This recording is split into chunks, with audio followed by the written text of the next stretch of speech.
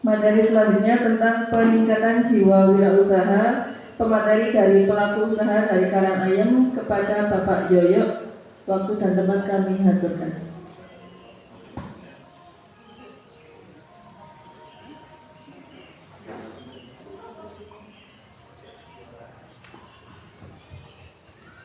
Bismillahirrahmanirrahim. Assalamualaikum warahmatullahi wabarakatuh.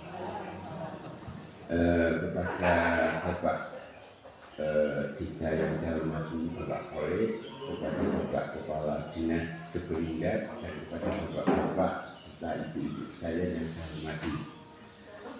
Pertama-tama, marilah kita panjatkan puji syukur kehadirat Allah Subhanahu Wa Taala yang telah berkenan melimpahkan rahmat dan hidayah pada pagi hari ini kita bisa berkumpul dalam keadaan sehat tanpa halangan suatu apapun. Dan yang pertama, saya akan memperkenalkan diri. Nama saya Yoyo, rumah saya Nahon, dan mungkin saya salah satu anak buah Pak Lurah. Jadi sebenarnya di sini keliru Pak Lurah memanggil saya sebagai narasumber wira swasta. Ternyata saya sampai sekarang masih jadi anak buah Pak Lurah. Nah, tapi di sini karena amanah, saya akan bercerita tentang sejarah awal dari awal sampai akhir cara mengelola usaha itu. Mungkin di sini kan ibu-ibu yang pada rawuh pada pagi hari ini kan orang-orang yang berjiwa wira swasta ini. Dan mungkin di sini apa yang di benak ibu yang pertama kali yang harus dikerjakan? Kenapa wira swasta itu kok nggak dijalankan apa pertama kali?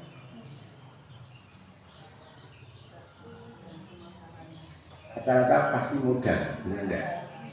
Nah itu nanti akan saya bercerita, modal itu bukan nomor satu, tapi modal itu nomor kesekian kalinya, Bu.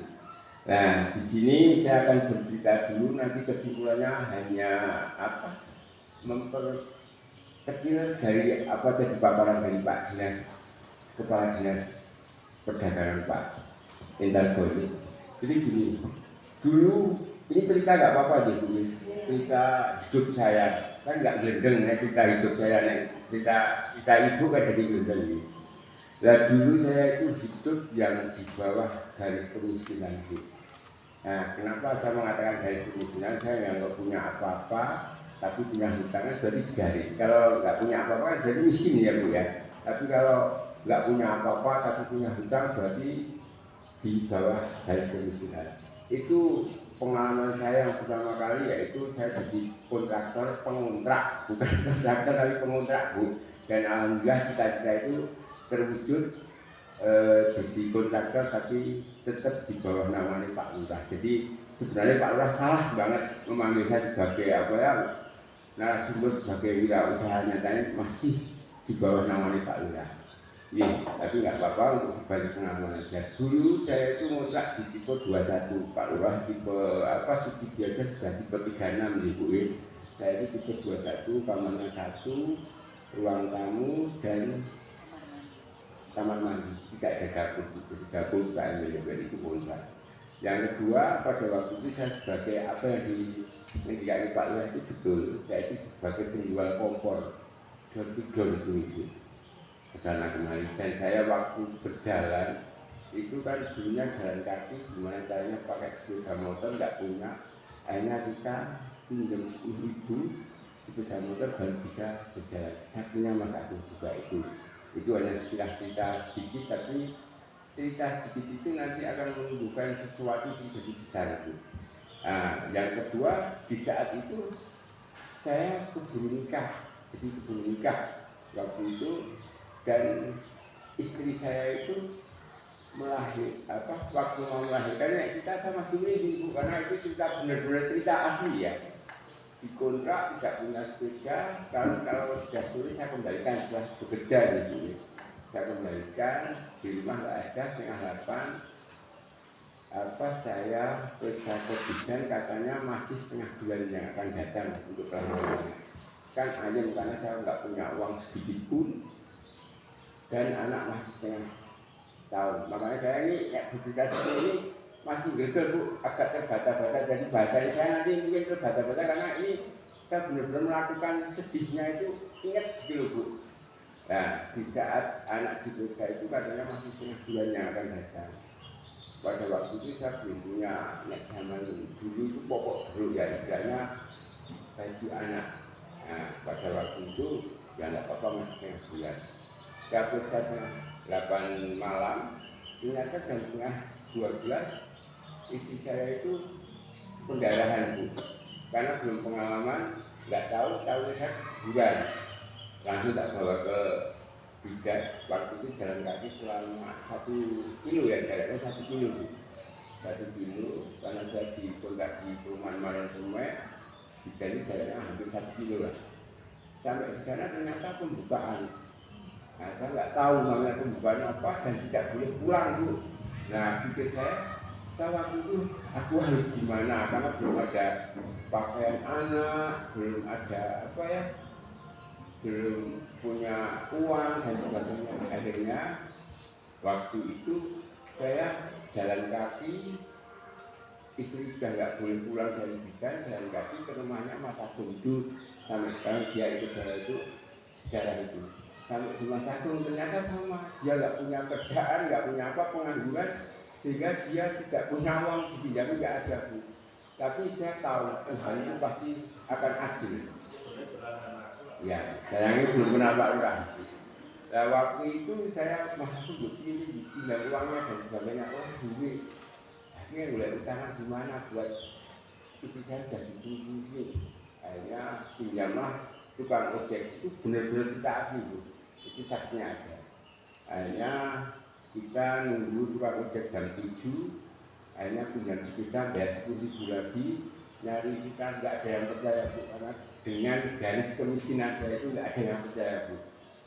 Akhir ceritanya saya di situ sampai jam 1 sudah, saya sudah pasrah. Lah, istri menang bidan, akhir nak salinilah anak saya.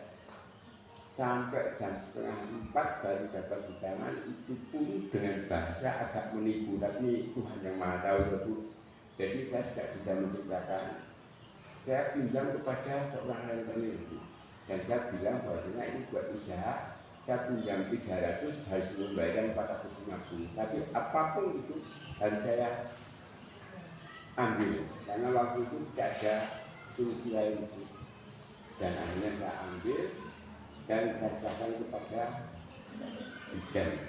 Dan ternyata bidan itu sudah disiapkan pakaiannya, hanya bayar dari uang 300 itu ternyata habisnya 290 sekian gitu. Akhirnya saya serahkan, anak saya tertolong, bisa pakai pakaian dan sebagainya. Karena lahir itu maghrib, saya suruh ngadani, Bu. Tapi karena saya merasa tidak bisa menafkahi istri, sampai ada juga nggak bisa keluar, Bu. Sampai ini aku juga merasa dosa lagi, orang anak apa kok sampai seperti ini, anak lahir aja kok pokok aja kok pinjam uang orang gitu loh, Bu. Itu laki-laki apa, saya itu sampai nggak bisa. Akhirnya saya minta tolong tarik, tak suruh ngadani. Jadi anak pertama itu bukan saya yang ngadani. Ini hanya cerita dulu ya, Bu, ya. Nanti kan ada kesimpulannya. Nah, sampai disitulah akhirnya paginya disuruh pulang sama bidannya. Udah Pak, ya itu udah sehat, enak suruh pulang. Nah, di situ saya berpikir lagi untuk mengambil dari bidan kan mesti ada biaya, Bu. Nah, di situ saya berpikir lagi, ini akhirnya saya berani lagi jalan bidan. Intinya kalau bidan itu bilang 100 atau 200 akan saya pinjam, saya pegang. Ternyata sampai itu malaikat yang pertama tadi yang memberi tangan 300 ya, Bu. Malaikat yang kedua adalah Bu bidan itu, Bu. Ternyata pada waktu mau izin mau bawa pulang, Bu bidan itu bilang, udah dibawa pulang dulu aja, Pak, ya, nanti kalau sudah sehat baru nanti kesini kayak bayar kalau sudah cukup dari bayar. Itu malaikat yang kedua, Bu. Nah, alhamdulillah saya kayak kesiram air es tebu adem, tak bawa pulang. Begitu tak bawa pulang, kan terpikir besok ngambil dari apa, tetangga saudara kan pada titik itu malaikat ketiga yang bisa buat bayar bidan itu. Jadi betapa saya itu di garis kemiskinannya di situ. Nah, dari cerita itu akhirnya saya bertekad apa yang harus saya lakukan. Akhirnya di situ kan tidak ada yang bisa saya gadekan, tidak ada orang yang dekat dengan hutan itu. Akhirnya mental saya berbicara ini harus nekat dengan cara memberi kepercayaan sama orang sehingga orang itu bisa modali, bisa apa. Nah, dari situlah saya belajar bahwasanya orang yang berwira swasta itu tidak harus dengan modal tapi dengan beberapa item gitu. Itu hanya sekedar cerita ya. Nah itu dari sini saya menyimpulkan dengan adanya sekarang itu dengan usaha-usaha saya itu, akhirnya saya menyimpulkan bahwasanya modal itu adalah nomor kesekian itu. Tapi yang paling utama di sini yang perlu kita ketahui adalah mental itu. Dari kesimpulan sekian itu mental. Jadi mental itu harus ditata. Ibu-ibu kan berwirausaha nih. Mental itu kan ada dua bu. Banyak angan-angan ibu, banyak enggak angan-angan ibu. Misalnya mau usaha jualan A, jualan B, jualan C atau usahanya ada enggak bu? Ada. Cuma di situ hanya angan-angan. Kalau hanya di angan-angan itu hanya ada berapa kemungkinan bu? Satu, gagal. Karena hanya di angan-angan. Yang kedua, kalau dikerjakan ada berapa kemungkinan itu? Dua, gagal dan berhasil. Kenapa ibu tidak mengambil kemungkinan yang kedua? Mesti tetap dijalankan sehingga ada faktor berhasil dan gagalnya. Kalau hanya diangen-angen hanya gagal, makanya itu faktor mental yang perlu dibenahi. Jadi selama ini saya kepada teman-teman atau kepada calon pengusaha itu rata-rata mental dia itu sudah hampir sebelum bertanding gitu. Gimana bu? Hanya diangan-angan sehingga kan akhirnya gagal. Kenapa nggak ambil yang dua kemungkinan? Kadang bisa berhasil, kadang bisa gagal. Tapi kan ada nilai plusnya berhasilnya ya bu. Nah, mental itu menyangkut tadi yang dijelaskan sama Pak Debulindak, Dinas Debulindak. Mental itu satu mental keberanian, dua mental ketekunan. Kalau ibu itu nanti kan di saat perjalanan itu ada yang namanya bejo. Maksud apa ya bejo? Bejo itu tidak mungkin ada kalau tanpa ikhtiar, tanpa usaha tidak ada. Ibu misalnya bejo, jalan kaki dari Dukuh misalnya ke sini, nemu uang 10 juta misalnya. Kalau tidak ada ikhtiar jalan ke sini kan nggak mungkin ketemu kalau di rumah terus. Makanya orang di dunia itu tidak ada gratis. Ibaratnya tidak ada yang bejo tanpa ada usaha. Jadi nanti bejo itu akan muncul kalau dengan adanya usaha gitu ya.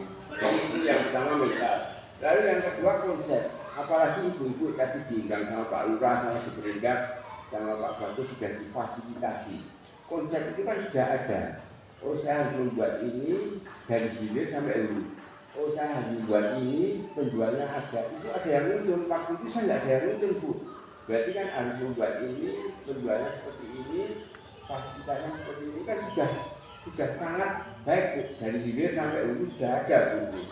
Nah itu konsep-konsep itu kan harusnya sudah tertata. Seperti itu tadi ada yang mau bikin di sini mungkin ada kenci ya bu ya. Nah, kunci itu kan diproduksi kenapa jadi nggak jadi sentral dan sebagainya kan itu kan sudah ada konsep tadi itu. Konsepnya itu dari hilir sampai hulu itu harus ada. Nah, Pak Lurah kesempatan di sini membimbing untuk baik dari prasarana, sarana dan penjualan kan ada semua bu. Itu harusnya dilaksanakan. Yang ketiga adalah pola pikir. Pola pikir itu rata-rata kan seperti tadi yang dikatakan. Nek ada usaha itu harus ada modal. Kan rata-rata seperti itu jadi. Nah, menurut saya modal itu kan Pak Lurah juga bos di sini. Kenapa enggak ibu meminjam modal? Misalnya ada konsep. Pasti kalau ibu ada konsep ini Pak Lurah saya beli ini buat itu ini dengan modal 10.000. Jual ke sana 15.000 misalnya ya. Misalnya 15.000 kan berarti untung 5.000. Yuk kita karena saya sibuk pelaku saya 60%, Pak Lurah yang punya modal yang 40%. Rata-rata orang di terutama Temanggung aja, rata-rata berpikirnya enak Pak Lurah ya di rumah kok apa dapat uang, saya dapat uang 10 juta, ya saya bilang Pak Lurah di rumah kok 4 juta ya, saya hanya dapat 6 juta ya, kan rata-rata berpikirnya itu, mindsetnya itu harus dibalik berpositif. Oh, gara-gara ada Pak Lurah saya dapat 6 juta. Jadi rata-rata kan biasanya saya mengatakan saya yang memberikan apa ya, memberikan keuntungan ke Pak Lurah. Sebenarnya mindset itu salah banget. Dibalik tanpa Pak Lurah, jadi tanpa Pak Lurah saya tidak dapat yang 6 juta. Nah, biasanya orang merasa saya yang ngasih Pak Lurah itu yang mindset yang harus digandani, yang harus diperbaiki lah istilahnya. Jadi mindset itu harus di apa ya kita harus dirubah. Mindset itu harus berubah. Lalu yang terakhir adalah manajemen itu ibaratnya keuntungan kalau kita jujur sama pembagi modal itu masih berjalan sehingga di situ tidak ada yang merasa dirugikan, tidak ada yang dirugikan. Nah, berarti kan dengan cara seperti ini modal kan bukan nomor 1 Bu, tapi akhirnya modal itu kan nomor 5. Jadi nomor 5. Jadi ibu sangat salah kalau mengatakan modal itu nomor 1. Kalau Pak Lurah nggak mau, saya mau kok modal ibu. Jadi mau ada di situ ada manajemen yang benar, ada apa hilir sampai hulu, konsep yang hilir sampai hulu mau. Tapi relasi saya masih ratusan ya Pak Lurah sudah jutaan ibu. Jadi ibu bisa mandikan gitu ya Bu ya. Jadi itu yang tadi disebutkan sama Pak Deberinda itu kan kesimpulannya hanya itu. Jadi mental, lalu konsep, pola pikir atau mindset, manajemen itu. Tadi kita tidak melangkah ke modal. Rata-rata setiap udah ada konsep, udah ada ada takut mental, takut modalnya awal udah jadi angan-angan adanya gagal usaha itu. Tapi kalau kita sudah benar-benar yakin mentalnya itu pasti berhasil. Jadi menurut saya itu yang saya itu nggak bisa banyak bicara, saya itu hanya pelaku sehingga saya itu hanya bekerja nggak bisa ngobrol banyak seperti Pak Bagus, Pak Indarto itu memang pandai berbicara. Saya itu nggak pandai, tapi kalau ibu mau tanya silahkan nanti mungkin dengan pengalaman saya bisa jawab. Dan itu yang saya kerjakan dan alhamdulillah Bu nggak pamer, hanya memotivasi itu. Saya sekarang bisa karena diajak Pak Lurah. Makanya di sini ada satu kerjaan yang berkesinambungan. Misalnya ini ibu punya pabrik, harusnya punya mobil. Itu kan ada kerjaan yang berkesinambungan. Nah makanya sekarang saya diberitahu Pak Lurah jadi buka toko besi karena buat mengcover pembangunannya. Mungkin itu dulu. Apa ada pertanyaan dulu apa enggak?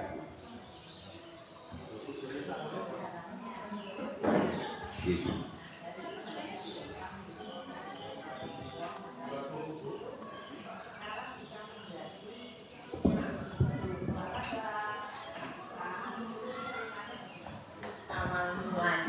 Bapak bisa mempunyai yang tadi dikatakan Bapak Kepala Desa itu gedung olahraga dan lainnya.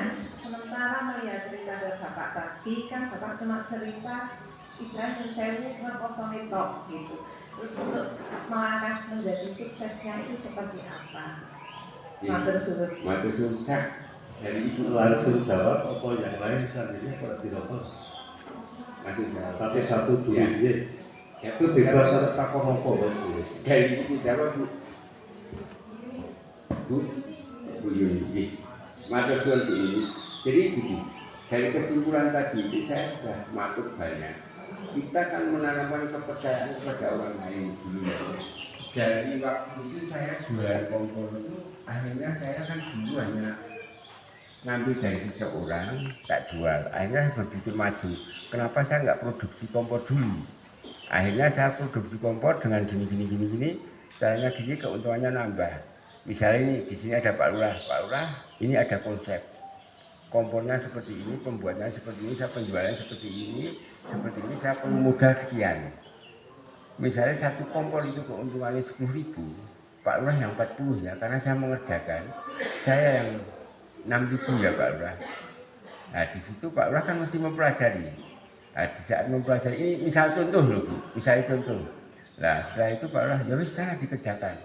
Berikan kepercayaan, oh Pak Lurah saya produksi kompor dalam 1 bulan misalnya 100 kompor biji. Ini kita laporan dan sesuai. Itu kan menanamkan kepercayaan ya Bu ya. Setelah menanamkan kepercayaan Pak Lurah tadinya hanya modal misalnya 10 juta, akhirnya besok ono lagi Pak ya apa bisnisnya apa lagi, sehingga kita semakin mencari bisnisnya semakin gede sehingga sampai detik ini saya itu masih pinjam orang 1,5 miliar dari tahun 2005 sampai sekarang dikunjungi nggak mau. Jadi saya menjual dari kompor dulu hutangnya dari 10 juta sampai sekarang itu ada seseorang yang tidak bisa saya sebutkan itu menjamin sampai 1,5 miliar tanpa memberikan anggunan atau jaminan, tanpa surat apapun itu masih Bu. Karena itu dari kecil kita menanamkan kepercayaan kepada orang. Nah mungkin ibu pun kalau memberikan konsep ataupun kepercayaan kepada orang dengan hasil yang dibagikan, pasti ibu semakin dipercaya Bu. Akhirnya ada pekerjaan inilah, pekerjaan itulah. Nah, waktu itu saya setelah kompor berhasil, saya mendirikan penggrasian kayu dengan perincian seperti ini. Akhirnya dikasih modal lagi. Akhirnya saya buka toko besi dengan perincian, dikasih modal lagi, sehingga saya tapi tiap bulan manajemen yang benar itu Bu saya laporkan, sehingga saya usaha apapun sekarang ini di backup. Apalagi sekarang ada Pak Lurah di backup lagi Bu. Jadi benar-benar orang besar itu kan mulainya dari kecil ya Bu. Jadi tanamkan kepercayaan kepada orang lain. Biasanya orang itu sok menyempelekan kepercayaan kepada orang lain. Misalnya dipinjami Pak Lurah 10 juta, wah gampang Pak Lurah kok. Bukan gampangnya, tapi dari kecil itu nanti jadi besar Bu. Makanya di sini kalau ada, saya pun sampai sekarang masih mencari usaha. Kalau benar-benar ibu hanya karena modal, yuk kita bareng nggak apa-apa gitu Bu. Jadi itu mungkin saya rumit, saya bisa menjawab maksud ya Bu, tujuannya saya ya. Jadi dari kecil pun nanti kita jadi besar. Mungkin gimana? Wah enggak. Nah itu yang bisa saya sampaikan Bu. Jadi jawaban ibu itu kan lama-lama dari penghasilan dari kompor cuma misalnya 300.000, nanti tambah lagi usaha lagi 300.000, usaha lagi 300, ada 10 item aja kan sudah jadi 3 juta Bu. Jadi ibu tanamkan kepercayaan kepada orang yang modal itu. Kalau kita nggak punya modal loh Bu, kalau kita punya modal silahkan. Sampai detik ini saya sudah janji sama orangnya yang orang Jogja ini Bu, yang meminjami uang saya itu, selama saya masih bisnis tak kunjung ke beliau nggak mau. Sampai saya bilang, Pak, saya itu kan nggak ada surat, nggak ada jaminan, nggak ada apa. Nek saya ada apa-apa menipu Bapak gimana? Nek nipu lah pokok. Karena beliau saking percayanya sama saya Bu. Dan itu yang saya rasakan. Makanya tanamkan kepercayaan kepada mitra kita untuk saking percayaan sama kita gitu. Itu nanti pasti akan jadi besar Bu. Mungkin ada lagi, jelas Ibu. Nah, nanti kalau Ibu usaha kecil-kecil siap, kami Nek Pak Lurah nggak mau. Mungkin ada lagi pertanyaan nih. Monggo mumpung ketemu sing saka nganti ndek bayi putrane diutang-utangke, toh? Ya krana keadaan waktu itu ora niat. Mungkin ada lagi. Nih. Oh, alhamdulillah pendidikan saya S3 Bu. SD, SMP, SMA Bu. Tidak melalui sarjana. Kita jadi garis kemiskinan bawah kok mau kuliah Bu, jelas nggak mungkin Bu waktu itu. Tapi ya kembali lagi, mau pendidikan besar, mau pendidikan tinggi, mau pendidikan apapun, kalau kita tidak mempunyai 5 empat paling tidak empat masalah itu tidak mungkin akan berhasil, Bu. Ada lagi?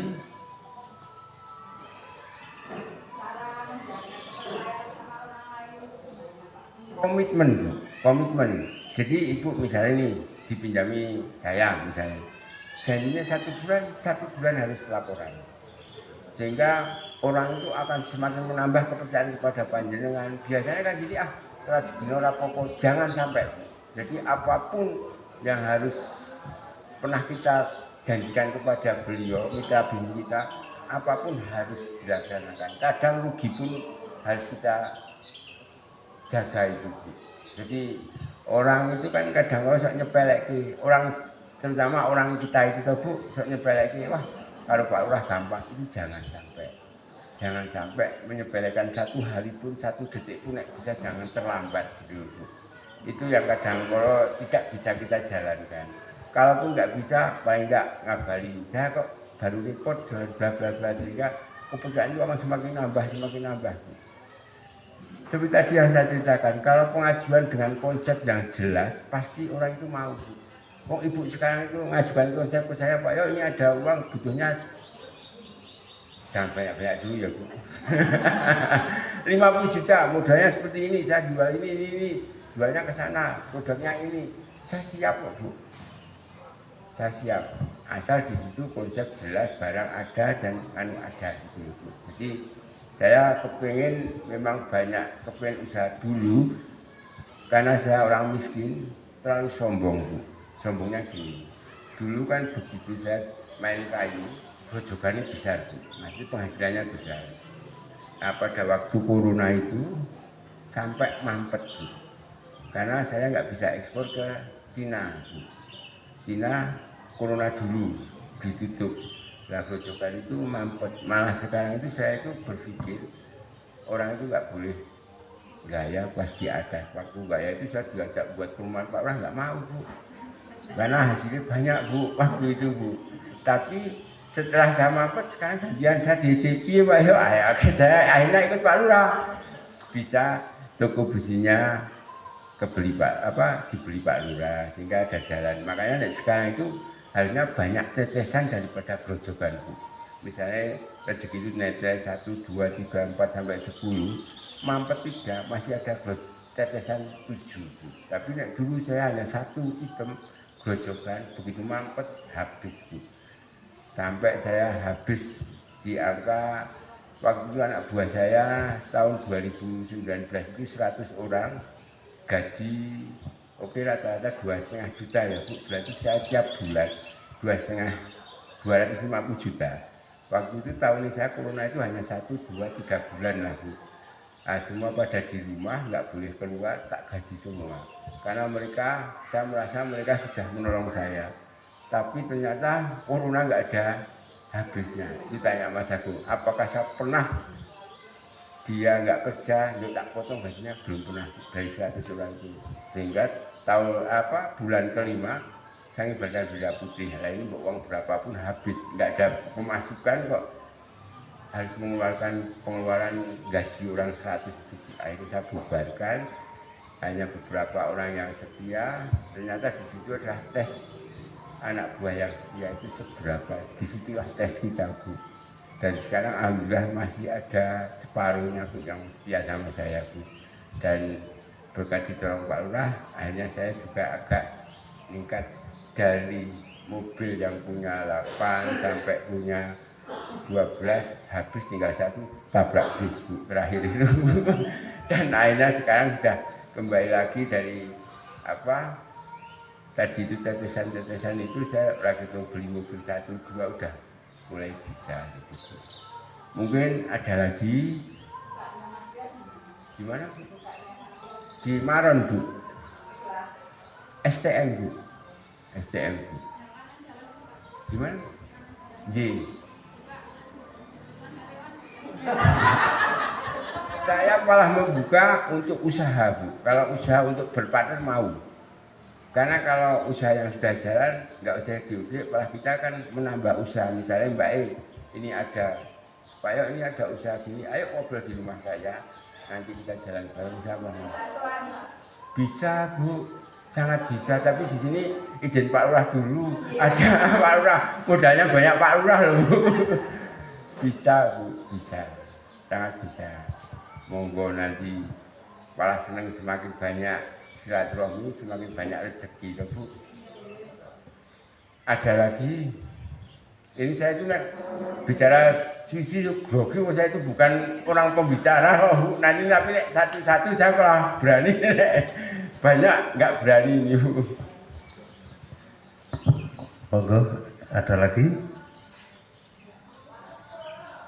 Tadi Pak Yoyo itu kan membuka peluang apa toh usaha yang nantinya bisa dijalankan biar bisa jadi gede. Itu kan mengkono itu kan satu kesatuan kegiatan. Jadinya oh iya, ini potensinya pasar ini, potensinya nanti barang bahan baku seperti ini, produknya seperti ini, penjualannya seperti ini. Jadi ini kan linknya kan Luis, seandainya wah saya kok butuh ini, tapi kan nek bahasane wong ekonomi, oh saya pinjam seperti ini BEP-nya 1 tahun, 2 tahun, kan ada kejelasan. Makanya kan di situ tuh yang diatur ke Pak Yoyo, saya mau bikin ini butuh modal 10 juta, tapi kadang itu kan yo ono kebutuhan sing dadak gawe opo ning biasane iki lak sok gawe opo ora gawe ngedeke kegiatane. Nek saya punya prinsip usaha dibedakan dengan kebutuhan. Jadi kepinginan saya itu kalau usaha ya udah uang usaha, hasilnya baru buat kebutuhan. Jangan uang usaha dimasukkan dalam keseharian. Jadi nanti setelah hasilnya itu baru buat kebutuhan. Di situ pun misalnya hasilnya itu 10.000, jangan diambil semua, tapi diambil 8.000. Gimana Bu?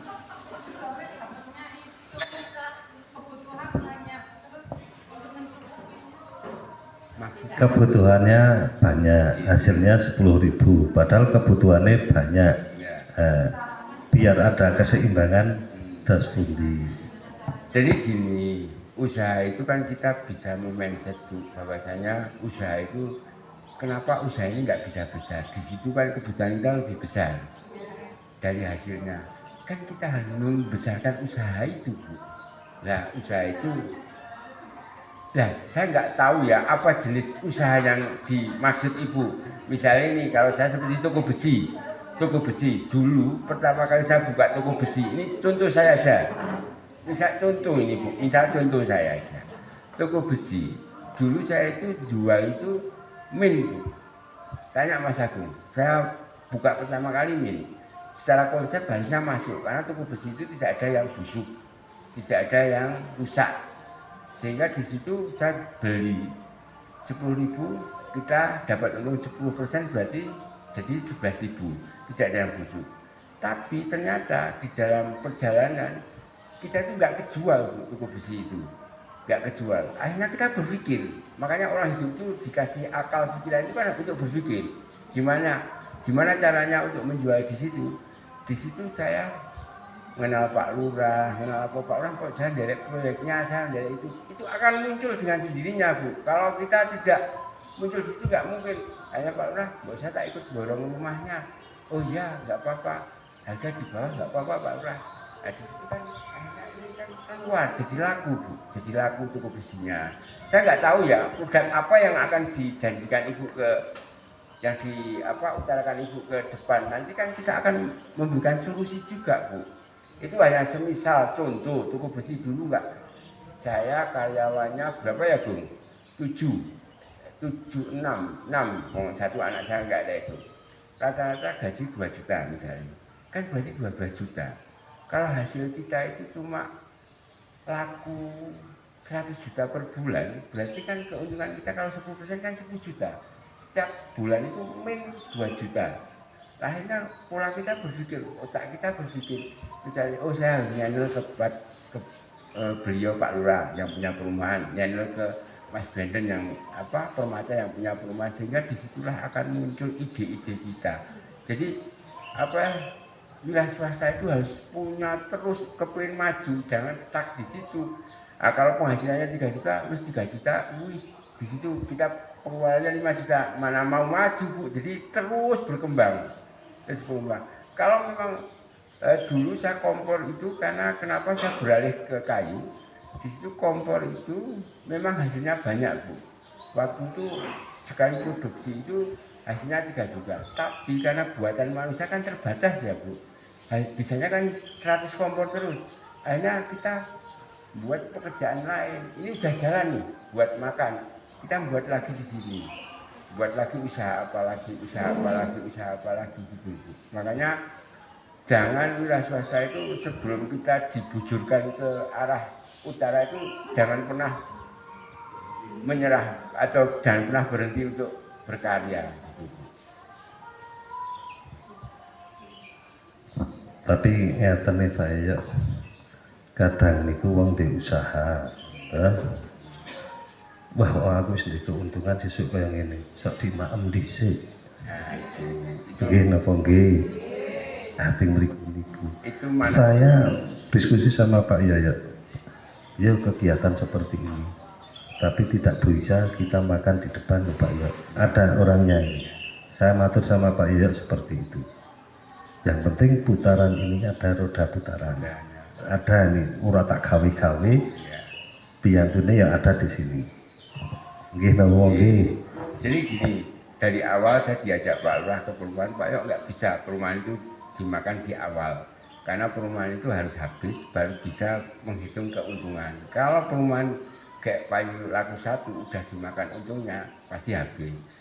Cuma kita kan harus tahu kehidupan kita kan juga ada pengeluaran apa di situ yang bisa membuat keuntungan. Oh berarti toko besi ini yang berkesinambungan di situ, sehingga saya hariannya tertumpang oleh toko besi itu Bu, toko besi, sehingga saya makanya dari toko besi tidak ada makan dari yang dari perumahan, sehingga kalau saya hanya dari itu nggak makan tuh Bu, akhirnya itu berkesinambungan. Makanya Ibu harusnya kalau ini sudah jadi usaha satu jadi, kalau ini nggak bisa dikembangkan cari usaha lagi yang bisa mendukung gitu.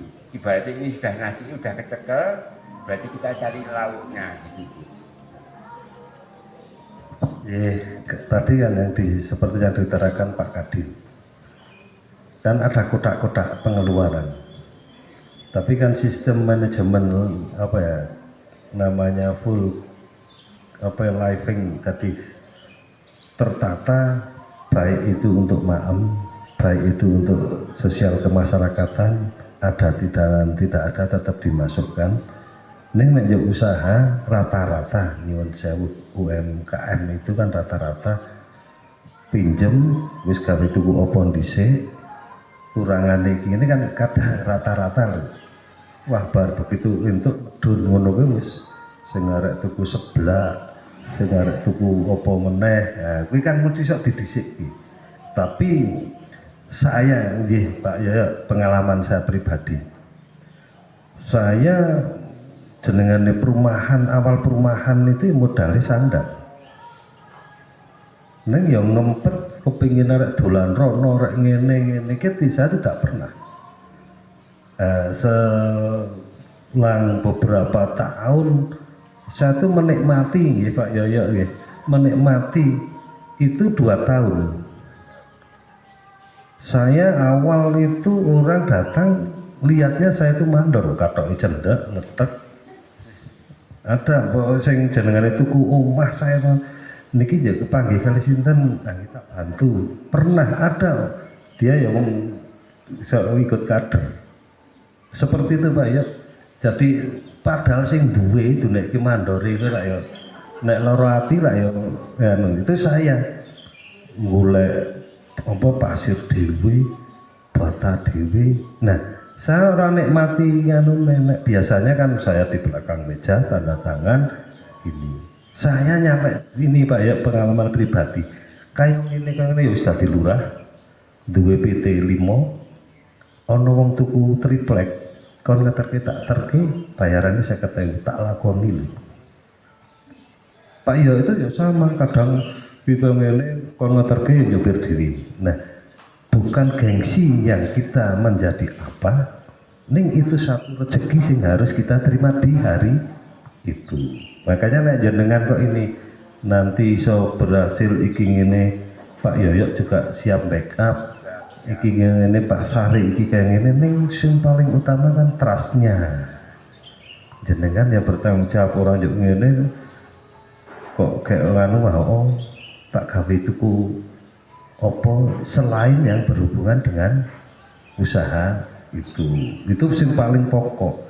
Neng kan yo biasane itu kan nyun sewu ora wong udal, wong ndono wong udal sana. Engko nek ana kegiatan misalkan ngene, engko nek yo oh ya dan ana hasilnya kayak apa kayak gini sok lali Pak yo. Nah niku monggo itu sing piye ben ora lali. Ya itu tadi itu yang kami jelaskan tadi itu, mentalnya harus didandani dulu, diperbaiki dulu, sehingga apapun bentuknya kalau mentalnya sudah nggak benar, usaha apapun pasti gagal. Jadi mental itu harus didandani. Yang kedua tentang konsep itu benar-benar harus diperbaiki, dari hilir sampai hulu, lalu mindset pola pikirnya harus harus dibenahi. Jadi orang-orang yang nggak berhasil itu karena kembali lagi mental saya yakin modal baik semua, tapi yang dari sana mental itu sok kesusu, jadi belum saatnya udah kesusu diambil. Jadi ayo kalau mau maju saya siap untuk bekerja sama gitu. Jadi saya matur sama panjenengan bukan untuk mau menghindar, ayo asal saya melihat. Tapi konsep itu bukan maju Pak Yo saya butuh uang 50 juta gini. Saya harus lihat dulu loh konsep itu, kita pelajari, kita kita pikirkan bareng-bareng. Oh coba dilihat di sana, survei ke sana. Oh ya Bu benar gitu. Nah, bisa Bu. Salah satunya yang tadi diceritakan pisang aroma itu, kenapa kita nggak mencoba? Kita bisa menjual ke Bangka Belitung, gitu bisa Bu. Mau saya juga dulu kayu juga sampai ke sana Bu, Bengkulu, Lampung dan gitu, banyak kenalan lah Bu. Tapi hanya kita itu yang mau nggak minta itu tadi yang ada disebutkan Pak Lurah tadi, ketekunan. Nah ketekunan itu sing sok wong ora sabar lah, itu ketekunan itu. Ya mungkin kan gini lah Pak ya. Sini bikin opo, sing kono butuh opo, di link ini yang bisa. Jadi Pak Yoyo itu juga banyak sing bahasane kerennya tradingnya, orang bikin link seperti itu. Jadi jenengan bikin opo iki ngene, jadi tradingnya juga itu bisa.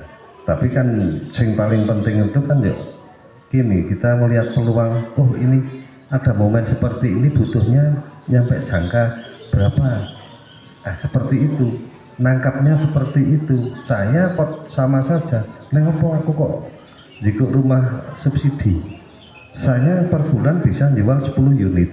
Kalau saya rumah sing mewah, sing harga 350 ke atas, sebulan ya mesti. Jadi seperti itu. Saya juga sering diskusi dengan Pak Yoyo. Ini loh perbedaannya kayak gini. Di sini saya dapat 10 unit, tak pinggir paling butuh 5 juta. Saya dapat 50 juta. Saya jual yang 350 nyampe 400. Saya di situ dapat 100 juta, taruhlah seperti itu. Neng sensasi lah mesti ya. Kadang 3 bulan, 4 bulan, saya per bulan kudu entek 150 juta untuk karyawan, jo arek kepiye, wong ora ono pemasukan. Nah seperti itu bandingannya. Makanya kan, nah ini, Pak Yoyo matur nyampe Bangka dan sebagainya. Nah ini yang produk, Pak Yoyo bisa nganunya di situ. Ini nek orang mandek kayak anane tok sore dodol gorengan, tempe opo-opo ya bagus juga. Ning ya anane neng kotak. Nah iya kotak di situ kayak kodok neng jero tempurung melompate ra iso adol. Tapi nek kodok sing iso rono rene dengan membaca peluang yang banyak ya nantinya seperti Pak Yoyo, oh ya saya penyaling seperti ini itu kan Pak Yoyo oke, neng standarnya seperti ini itu bisa jalan. Jadi Pak Yoyo moga terus. Itu intinya kalau nanti ibu udah siap di 4 item itu, mental, konsep, pola pikir mindset, dan yang terakhir manajemen udah siap, silahkan nanti kita diskusi nggak apa-apa. Jadi diskusi mau apa di rumah jenengan atau di rumah saya siap membantu. Dan diskusi tentang dari kan terakhir baru ke modal ini kan, jadi kita keempat itu harusnya mental, konsep, mindset, dan manajemen udah siap kami membantu gitu Bu. Jadi memang kami pelaku yang dari nol, bukan dari yang sudah jalan. Kalau dari nol itu kan, karena sekarang itu kita kan baru bicara global, maksudnya bicara umum, belum bicara misalnya Bu siapa tadi yang Bu siapa tadi Bu Ella misalnya nanti mau saya mau ke sana. Nah, nanti kan bisa diskusi. Jadi saya itu senang orang diskusi sehingga ada peluang di situ, karena sesuatu itu pekerjaan itu pasti kalau awal itu tidak mungkin ada peluang, tapi di saat kita terjun pasti akan ada peluang. Yang tadi saya katakan orang bejo itu tanpa ikhtiar tidak akan datang. Kalau kita hanya di rumah tidak mungkin nemu duit. Kalau kita yang paling haram beli apa, kalau dapat nomor, kalau nggak beli nomor kan bisa nggak mungkin dapat nomor, karena saya nggak pernah beli nomor kan. Jadi semua harus diikhtiari dulu baru ketemu bejo. Menurut saya seperti itu, karena yang saya lakukan seperti itu. Mungkin ada lagi.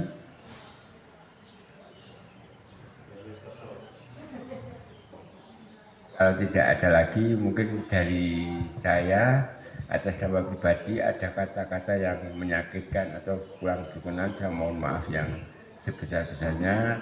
Dan kalau benar itu hanya amanah dari Allah, kalau saya itu adalah dari saya pribadi. Wabillahi taufiq wal hidayah. Wassalamualaikum warahmatullahi wabarakatuh. Waalaikumsalam warahmatullahi wabarakatuh.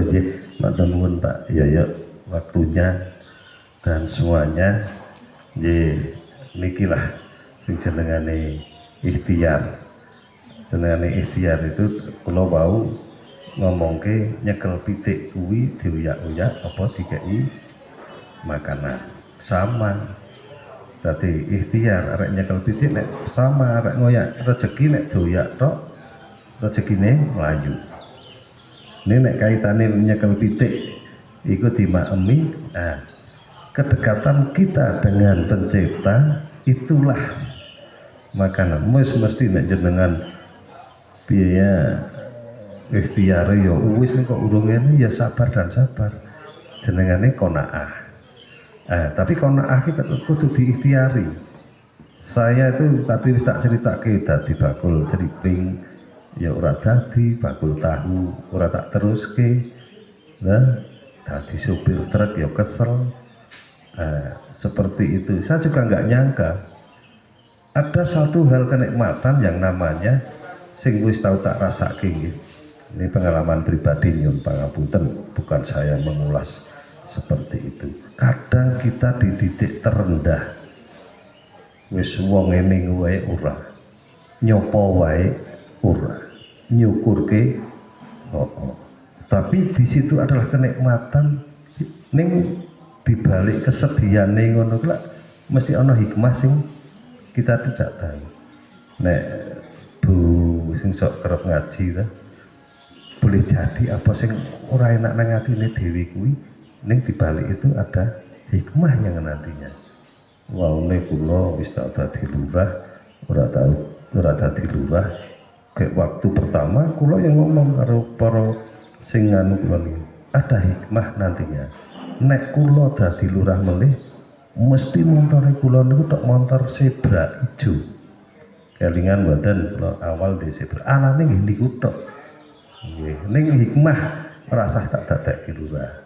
Tak dadekke saka supir truk iso dadi seperti ini saat ini. Niku hikmahe kantheng mriku. Kula nggih anane ora dielek-elek, arek di ora anane tak tok plengah-plengeh.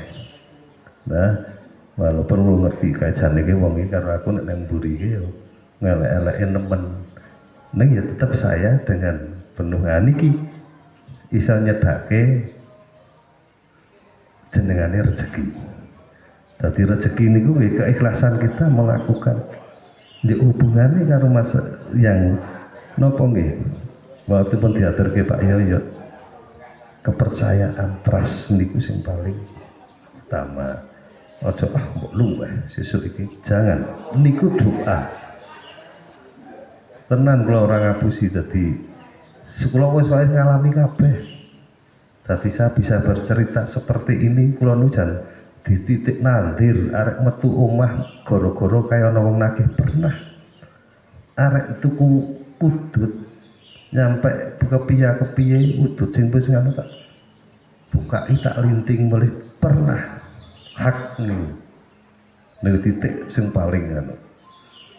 Arek metu yo bejo kula niku nggih dikai keimanan sing anu niku nek ora nggih nenggon nika Magelang nika dibrisaki pernah niku. Dadi nggih adil Gusti Allah putaran roda seperti itu. Nggih, tadi sama saja saya dipertemukan dengan Pak Yoyo ki ora sengaja. Istilahnya Pak Yoyo ini ketemu ana kegiatan gawe perumahan Bayangkara pertama sing teng Bendan. Niku wonten jumlah 12 payu tanahi ngen kula. Saya karo Pak Yoyo niku wotok say hello. Napa nggih belum intennya Pak Yoyo ya dulu ya. Cuman saya Pak Yoyo memandang iki gaweane Pak Lurah. Materiale ono kabeh iki kene kok dikeki aku.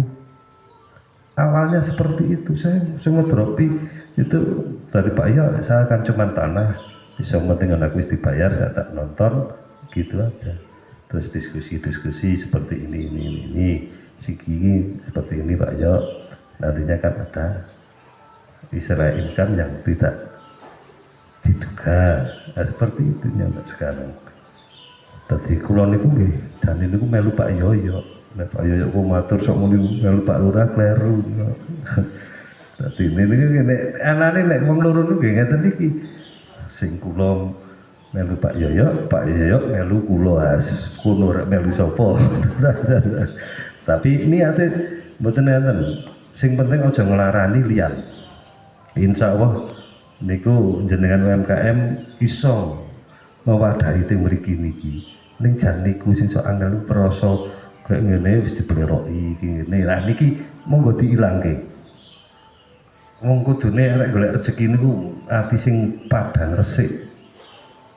Dadi kono kaya ngene ya dianggap oke bumbu. Insyaallah pun niku rezeki mesti mayar. Esuk lah tak buka karo sebar subuh buka Qur'ane ora kabung pirang ayat. Engko kok iki apa?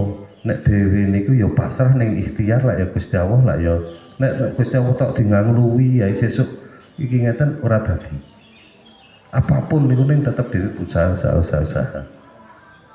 Esuk kula ya wis tau to jam 5 mangkat ning pasar Kaloran. Nah, ngeten niku wong sing nonton nggih nek sing seneng wah mesake. Nek sing seneng mudharo. Niku kalau tak nikmati. Nah, tadi pengalamannya Pak Yoyo, pengalamannya kula niku meh nggih. Dadi jangan nul nyampe saya seperti ini pun saya tuh tidak pernah ngeluh karo keluarga loh. Keadaan apapun ngeten niki kula niku ya wis penting saya jalan. Nek yo ora njuk nonton pripun nggih kok wah saiki iso dadi kaya ngene gaya. Kula mesti kalau murid sing jenengan ning gaya ning sakni wedi. Kampleng malaikat cabut sak kabehane sak ambekane lak wis rasa apa-apa. Cabut sing ngene liyane sih anu. Tapi nek sak ambekane ya makanya kanting mriku niku sing jenengane nyabut ambekane ku malaikat niku jan ora ngerti wektu. Nah, kayak jagongan kaya ngene nonton TV kaya ngene nonton TV jebulane wis ra ngono napasi. Nah niki diri mendekat karo Gusti Allah aja kangluan. Yang penting jalan ke ya Allah, hari ini saya dapat rezeki alhamdulillah. Foto mawon kalau nandur lombok arek rego sepiro wae Pak Nirgan semanten luweh alhamdulillah. Mboten tetep tak peki. Walaupun kula tombok gawe biaya ngepeki. Wong wis niat nandur ingine kan sok disio-sio. Nandur timun regane Rp500 malah di sedekahke wae. Siapa yang mau monggo. Kita rugi ya ora entuk apa-apa. Iku satu ujian. Makanya jenengane pengusaha apapun arek jenengan UMKM pasti ada ujian nih. Wong enten sing dodolan makanan nggih makman ngeten. Bar diliwet kok segone basi. Logika kan mboten bisa ngono.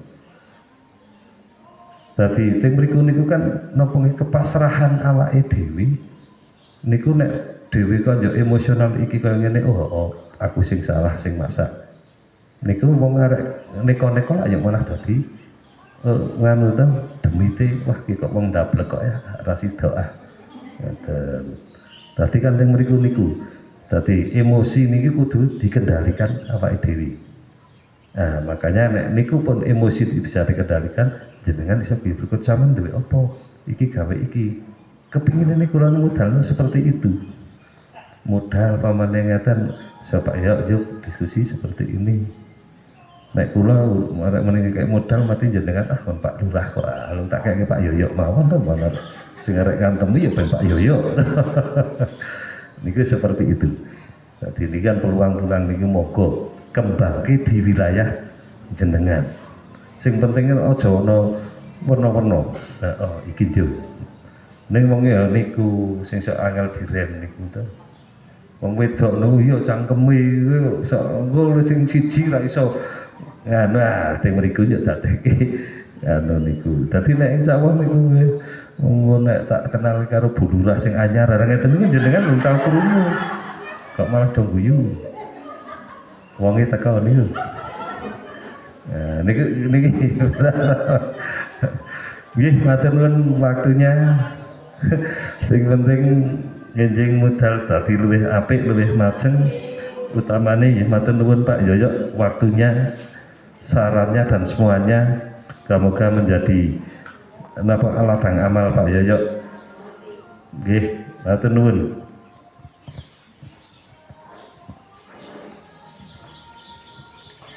Demikian acara pelatihan pendidikan bagi masyarakat pada hari ini. Marilah kita tutup acara pada siang hari ini dengan membaca hamdalah bersama-sama. Alhamdulillahirrabbilalamin. Acara demi acara telah kita lewati bersama. Apabila ada salah kata kami mohon maaf yang sebesar-besarnya. Akhirul kalam, wassalamualaikum warahmatullahi wabarakatuh.